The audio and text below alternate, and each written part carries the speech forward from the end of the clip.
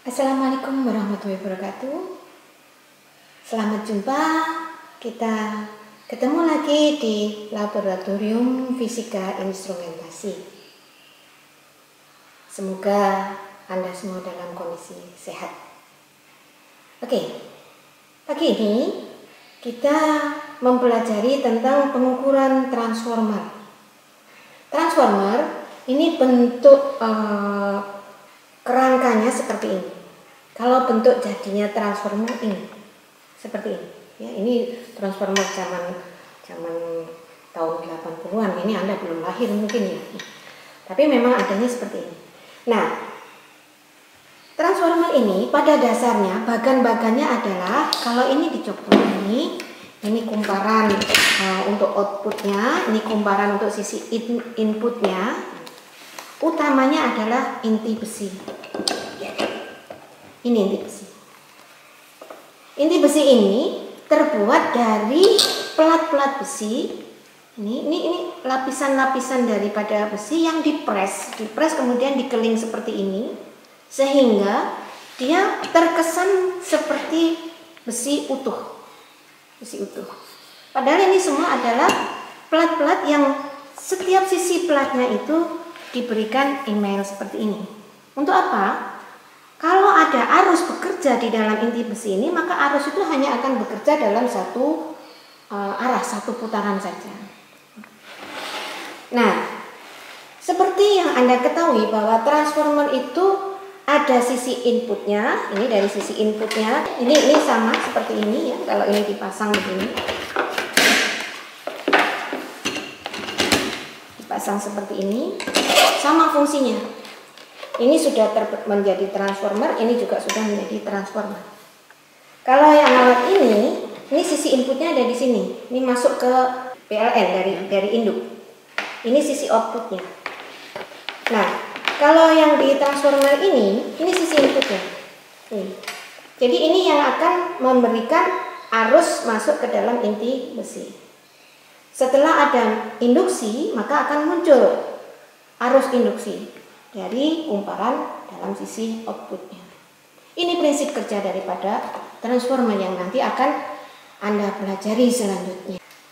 Sekarang kita mengawali dengan melakukan pengukuran untuk percobaan tungku induksi. Tungku induksi ini menggunakan prinsip trafo atau transformer, di mana kumparan primer, ini kumparan primer. Jadi sisi input daripada trafo itu dengan menggunakan tegangan dari HPLN sebesar 220 volt. Frekuensinya adalah 50 Hz.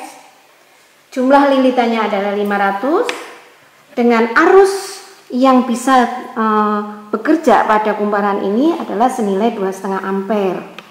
Ya. Kemudian dirakit tungku induksinya, ini sebagai tungkunya. Tungkunya ini adalah sebuah logam. Ini harusnya idealnya berupa tembaga. Tapi di sini karena usianya sudah sepuh seperti saya, jadi ini ganti dengan tungku dari besi. Nah, tungku ini ditempatkan dalam posisi kumparan sekunder. Kemudian masukkan ini kawat timah yang akan dilebur. Akan dimasukkan dalam tungku untuk dileburkan. Tutup ininya.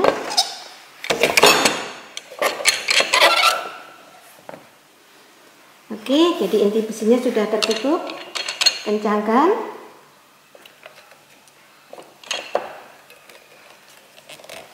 Nah, berarti dia sudah berperan sebagai transformer di mana sisi inputnya bekerja dengan menghasilkan arus dengan menggunakan arus sebesar 2,5 ampere untuk menjadi tegangan induksi, di mana tegangan induksi nanti Anda ukur berapa nilai tegangan yang bekerja pada tungku ini dan berapa arus yang bekerja yang bisa meleburkan kawat timah ini. Ya. Di sini dihidupkan prinsip daripada trafo tadi bahwa Tegangan input dikalikan arus input sama dengan tegangan output dikalikan arus output. Kita ukur mulai waktu ditentukan ya. Ini dihidupkan, masuk ke sisi inputnya, dia akan bekerja. Kita tunggu nanti berapa lama waktu ini menunjukkan bahwa kawat tadi nanti akan berubah menjadi butiran-butiran. Artinya sudah terjadi proses peleburan. Ya, kita lihat di sini proses peleburan daripada kawat timah. Anda bisa lihat sudah berubah tadi, bahwa kawat sudah berbentuk cairan dalam waktu, bisa dilihat di sini menunjuk sekitar berapa Mas itu? 42 detik 4 ya? menit 35 4 menit 25 detik ya.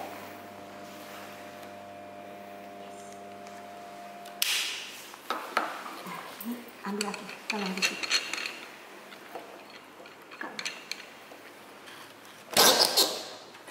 Ini bisa dilihat di sini bentuknya.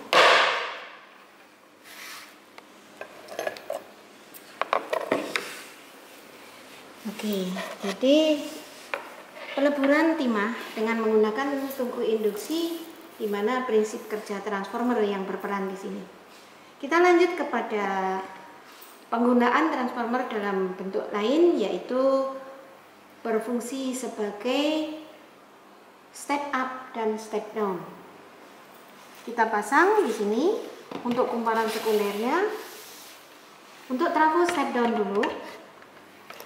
Trafo step down di sini, bahwa kumparan sekunder itu dengan jumlah lilitan yang jauh lebih rendah dibandingkan dengan kumparan primer. Tadi kumparan primer kan 500 lilitan.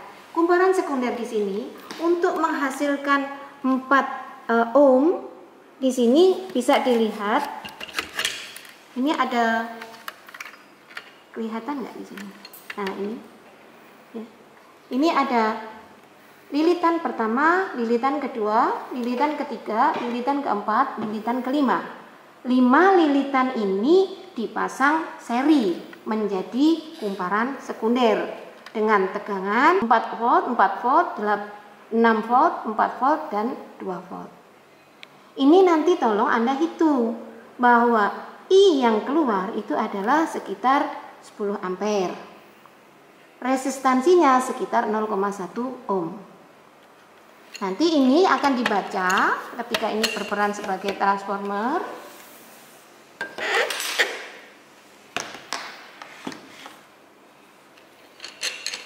Dengan menggunakan kesebandingan bahwa power input dan power output ini tidak mengalami perubahan nilai, bahwa power input dan power outputnya sama, artinya tegangan input dikalikan arus inputnya sama dengan tegangan output dikalikan arus outputnya. Ya, kita lihat di sini peran daripada trafo sebagai step down, ya, untuk lilitan yang paling bawah. Di sini nanti Anda hitung berapa banyak lilitannya. Kalau dia menghasilkan tegangan dari 220 volt menjadi 4 volt. Coba Mas dilihat. Dari avometernya, ohmmeternya di sini terbaca yang seperti bisa Anda lihat. Kurang lebih angkanya sama dengan yang ditampilkan oleh kumparan itu. Kalau saya ubah lagi ini ke bagian dari jangan yang ini, yang atas ini Mas, tolong Mas. Pindah ke paling atas, Iya. Dia akan menunjuk berapa itu angkanya, Mas? 20,4. Ya, sekitar 20 ohm. 20 volt, maaf. 20 volt itu dari mana? Ini kan tadi terpasang secara seri kumparannya. Berarti 2 volt ditambah 4 volt ditambah 6 volt ditambah 4 volt ditambah lagi 4 volt. Itu kalau dijumlah menjadi 20 volt. Ini adalah kumparan sekunder ketika lilitan itu terpasang secara seri. Nilai berdasarkan alat ukurnya sebesar 20 ohm. ketika Anda hitung dengan menggunakan rumusan daripada tegangan yang dipasang secara seri, nilainya juga 20 ohm. Berarti di sini bekerjalah transformer ini sebagai trafo step down dari tegangan input 220 dengan tegangan output untuk kumparan sekunder ini sebesar 20 ohm. Kita lanjut ke peragaan trafo step up. Untuk trafo step up, kumparan input tetap yaitu sebesar 220 volt tegangannya, arusnya 2,5 ampere, 2,5 ampere. Kemudian banyaknya lilitan adalah 500 lilitan. Dimasukkan di dalam rangkaian induksi, di mana kumparan outputnya itu memiliki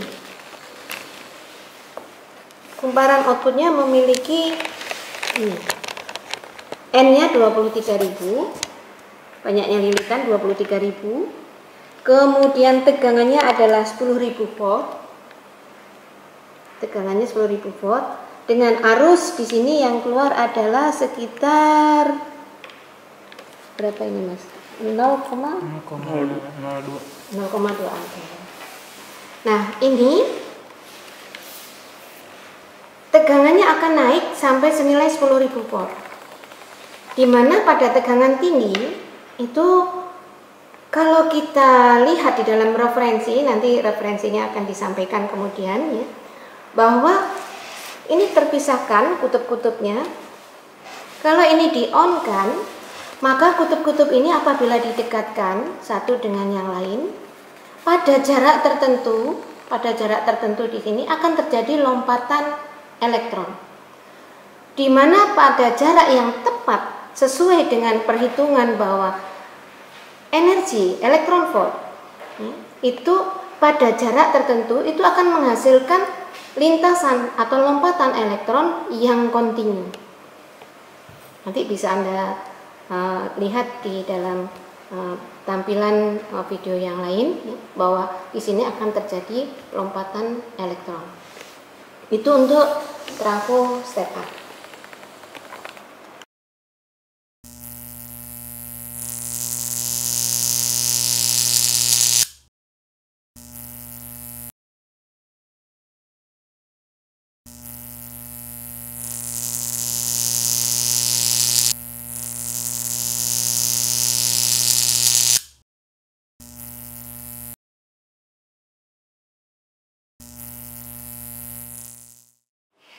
Kita lanjut dengan peragaan di sesi transformer untuk cincin terbang. Ini yang dimaksud dengan cincin dari bahan aluminium yang nanti kalau dimasukkan di dalam rangkaian induksi transformer ini, dia akan melakukan proses induksi ya. Dimana kalau yang Anda pahami dari teorinya, itu kalau aluminium masuk ke daerah medan magnet, maka dia akan tertolak. Kita lihat nanti di sini. Kumparan primer yang terdiri dari lilitan 500 dipasang tegangan dari PLN 220 volt, di mana arus yang digunakan dari tegangan PLN ini adalah sebesar 2,5 ampere. Maka akan terjadi peristiwa elektromagnetik, medan magnet induksinya bekerja pada inti besi ini. Jadi kalau ini saya hidupkan dengan tegangan 220 ya, masuk tegangan 220, ini saya hidupkan ya. Nah ini kalau tempatkan Anda akan melihat bahwa cincin ini adalah melayang. Tapi kalau tegangan ini diturunkan terus sampai ke 0, Anda akan melihat bahwa cincin ini bergerak perlahan-lahan sampai dia ada di dasar. Ketika tegangan dari PLN itu menjadi 0. Mengapa demikian? Nanti Anda jelaskan peristiwanya. Ini dengan catatan bahwa cincin ini bekerja pada saat induksi ini bekerja dengan tegangan 220. Sekarang kalau ini saya hidupkan, tetapi dengan tegangan 0. Cincin saya masukkan. Apa yang terjadi? Anda bisa lihat di sini. Seperti yang Anda lihat tadi, ketika tegangan 0, cincin ada di bawah. Mengapa? Nanti Anda jelaskan juga. Kalau Anda lihat, ketika tegangan itu dinaikkan dari 0 sampai menuju maksimumnya, ya, Anda bisa lihat peristiwanya seperti ini. Nah, Anda bisa melihat ini. Cincin akan naik ke atas perlahan-lahan. Sampai ketika tegangan itu menjadi maksimum 220 seperti yang dimiliki oleh kumparan